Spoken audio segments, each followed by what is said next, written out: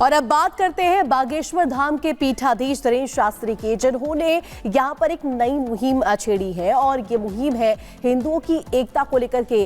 वो विशाल यात्रा निकालने वाले हैं। इस यात्रा के जरिए हिंदुओं को इकट्ठा करने की उनकी अपील है। साथ ही साथ उन्होंने इस यात्रा से पहले रिपब्लिक भारत से खास बातचीत की, जिसमें उन्होंने हिंदुओं को जातियों में बांटने पर विपक्ष पर करारा प्रहार किया है और करारा प्रहार करते हुए एक और अपील भी कर दी है। हिंदुओं से अपील की है कि वो एकजुट रहे। रिपोर्ट देखिए।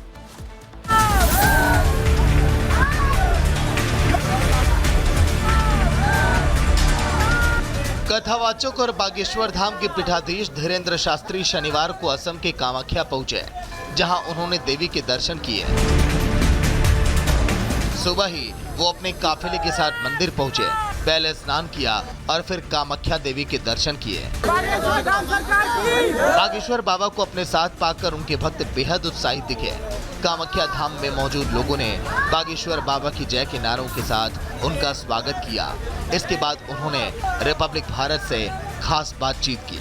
बातचीत के दौरान बागेश्वर बाबा ने जातिवाद के नाम पर जंग लड़ रहे विपक्ष को खूब खरी खोटी सुनाई और कहा कि मुसलमानों के बारे में कोई बात नहीं करता। कुछ पश्चिमी देशों के लोगों ने प्रायोजित तरीके से, कुछ मजहब के लोगों ने षड्यंत्र करके हम लोगों को इतना बांट दिया कि हम हिंदू होकर के हिंदू होने पर गर्व नहीं कर रहे। मुसलमानों में भी जातियां हैं, लेकिन जब उनके मजहब पर कोई बात आती है तो वो सिर्फ मुसलमान है। लेकिन हम हिंदुओं में किसी के ऊपर उंगली उठती है तो या तो ब्राह्मण पर उठती है, या क्षत्रिय पर उठती है, या वैश्य पर, या सेवकों पर, क्योंकि हम लोगों को बांट दिया। बाबा धीरेन्द्र शास्त्री ने रिपब्लिक भारत के माध्यम से सभी हिंदुओं से एक बड़ी अपील भी की। एक ऐसी अपील जिसके जरिए उनका मानना था कि सभी सनातनी एकजुट होंगे। एकता का यही उपाय है कि हम लोगों को भैया अपने सरनेम के आगे सनातनी लिखना है, हिंदू लिखना है। कोई हमसे पूछे तो यही कहना, हम भैया सनातनी हैं, हिंदू हैं, हिंदुस्तान हमारा है। भेदभाव, छुआछूत, जात पात को जड़ से हमें मिटाना है, हमें भारत भव्य बनाना है।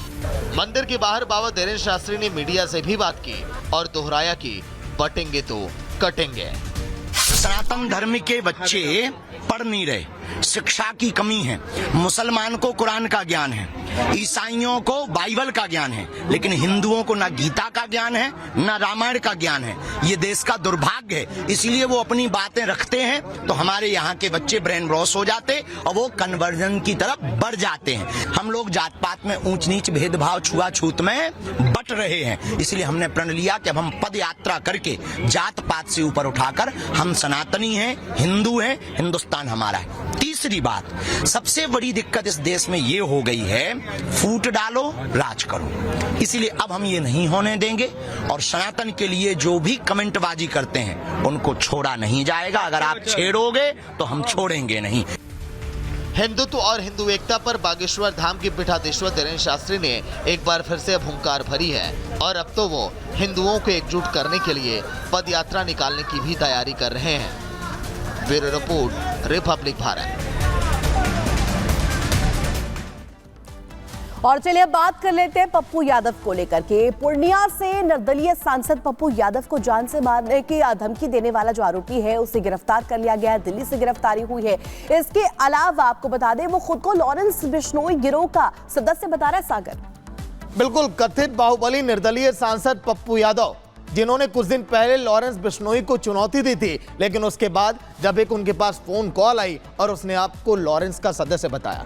पप्पू यादव लगातार ये भी कह रहे थे कि अगर आप किसी को भी मारना है तो मारिए, हमें कोई मतलब नहीं है। लेकिन पप्पू यादव के इस बयान के बाद बीजेपी के नेता बृजभूषण ने यह तक कह दिया कि पप्पू यादव ने बाहुबलियों की नाक कटा दी।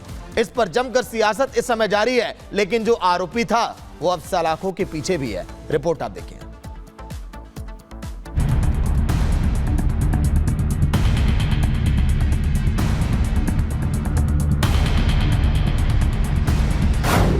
पप्पू यादव को धमकी देने वाला शख्स गिरफ्तार। पुलिस ने खोला धमकी देने वाले का राज। धमकी का ऑडियो सोशल मीडिया पर हुआ था वायरल। पप्पू यादव ने लॉरेंस गैंग को दी थी चुनौती। बिहार के कथित बाहुबली और पूर्णिया के निर्दलीय सांसद पप्पू यादव की जिंदगी में एक फोन कॉल ने खलबली मचा दी थी। देश भर में पप्पू यादव समाचार की सुर्खियों में आ गए। पूर्णिया सांसद पप्पू यादव को जान से मारने की धमकी देने वाला शख्स दिल्ली से गिरफ्तार कर लिया गया है। पूर्णिया पुलिस अधीक्षक कार्तिकेय शर्मा ने हाट थाने में एफआईआर दर्ज कर जांच अब शुरू कर दी थी। पुलिस ने दिल्ली से महेश पांडे नाम के एक शख्स को गिरफ्तार किया है। पकड़े गए आरोपी ने अपना जुल्म भी कबूल कर लिया है। आरोपी का नाम महेश पांडे है, जिसने धमकी दी थी। जिस मोबाइल और सिम का प्रयोग उसने किया था, उसे भी फिलहाल अब कब्जे में ले लिया गया है।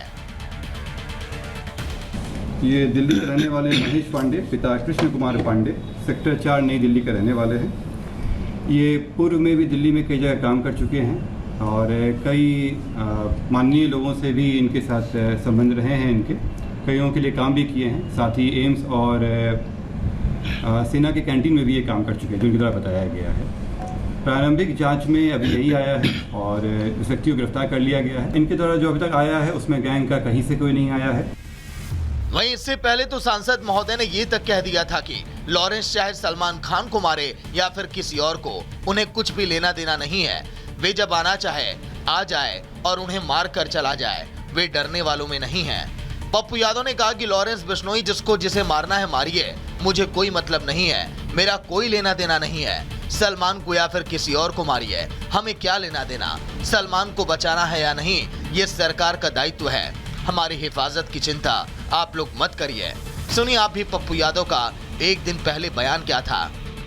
सच बोलने के लिए कोई बाधा नहीं हो सकता और ना मैं किसी बाधाओं की परवाह करता हूँ। आप मुझे जानते हैं, मुझे किसी के निजी जिंदगी से कोई लेना देना नहीं। कौन किससे दुश्मन है, कौन किसको दुश्मनी रखे हुआ है, कौन मार रहा है, कौन किसको प्रोटेक्ट कर रहा है, कौन किसको बैकअप दे रहा है, वो उससे कोई लेना देना नहीं। किसको मारे वो सरकार जानेगी।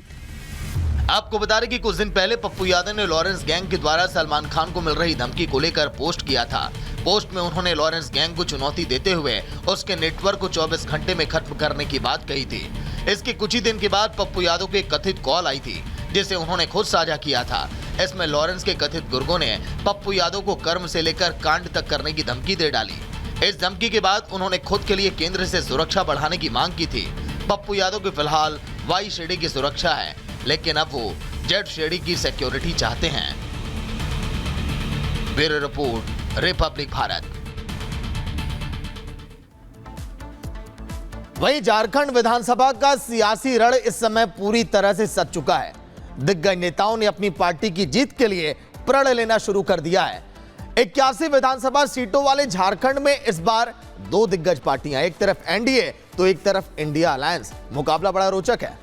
बिल्कुल सागर, और देखिए इस जद्दोजहद में ये संघर्ष सत्ता पाने और गंवाने को लेकर के लगातार जारी है। और इस बीच बीजेपी अपना संकल्प पत्र भी जारी करने वाली है और ये देखना अब बेहद दिलचस्प होगा, क्योंकि जो मैदान है वो सेट है, जो रण है वो सेट हो चुका है, लेकिन कौन यहां पर बाजी मारता है, रिपोर्ट देखिए।